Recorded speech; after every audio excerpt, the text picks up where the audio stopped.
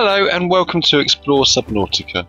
I thought it would be important to do this video to talk about some performance issues that people have been having with this game. It's not optimized yet, it's still in early access, so you've got to expect fairly low performance unless you've got a very high-end system. But there are also a couple of little bugs that are very common to experience in the game, which have a really big impact on performance, and there are things that you can do about. And they both involve the Seamoth. Now the first one is the Seamoth itself can get bugged. And what I mean by that is that you see now I have pretty good performance, I can move around, and I go into the water as well, just to demonstrate that that's still good as well. I'm in the mushroom area at the moment, and that's a very high load area, but even around here I'm still able to move around and look around, and it's all okay. It's a very low draw distance, but that's another thing, that's just the game itself. But now I'll get into the Seamoth and we'll see what happens in comparison. Welcome aboard, Captain. Okay. Now you see the frame rate has got so much lower now. I'm just going around in a circle to demonstrate that it's much lower frame rate. In fact, I've got it in the corner of the screen.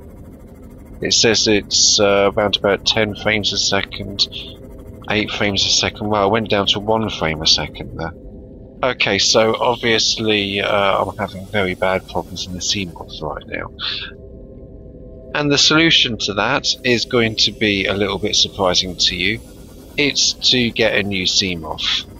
And what I'm going to do, because I don't know of a way to destroy something, maybe there's a way in the command console, I don't know, but I'm just going to find a deep area that I can drive this thing and take it all the way down to zero hull, and then just make myself a new one in the developer console. Caution. Right, we're just about down to a place where we can start taking damage. Remember before you start doing this to take everything out that you need to take out of the Seamoth. I'm going to get out now, we'll observe this from the outside. Another thing you notice as well, if you're experiencing this bug, is the performance will still be a little bit funny while the Seamoth is moving, even while you're outside of it. And then when the Seamoth stops, everything will get better again and you'll start getting good performance. But anyway, this is something that I find that I have to do on a semi-regular basis. I think it's got something to do with construction, and that somehow ties to the Seamoth, and the more construction that you have, eventually it slows down. I know that doesn't really make much sense, but that's what I've been experiencing. Now that we've got that Seamoth out of the way, we need to create a new one. So I'm going to do that in the developer console now.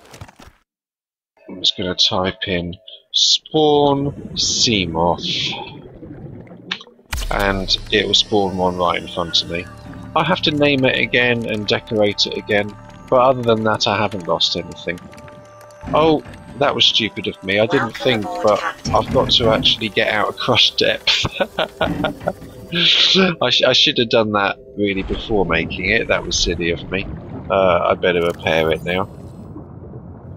Anyway, once I've done that, I'll be able to show you the performance again, and you can compare it to what you remember of it before. And I'll put the upgrades in it as well.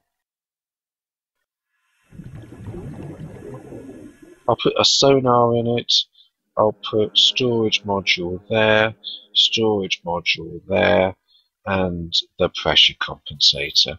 Very important. Now we're in the Seamoth again, looking around, and it's so much better now in a new Seamoth. I'll get back to where I was before, and we compare like for like. So here we are again, coming up to the giant mushroom tree, and things are still very smooth.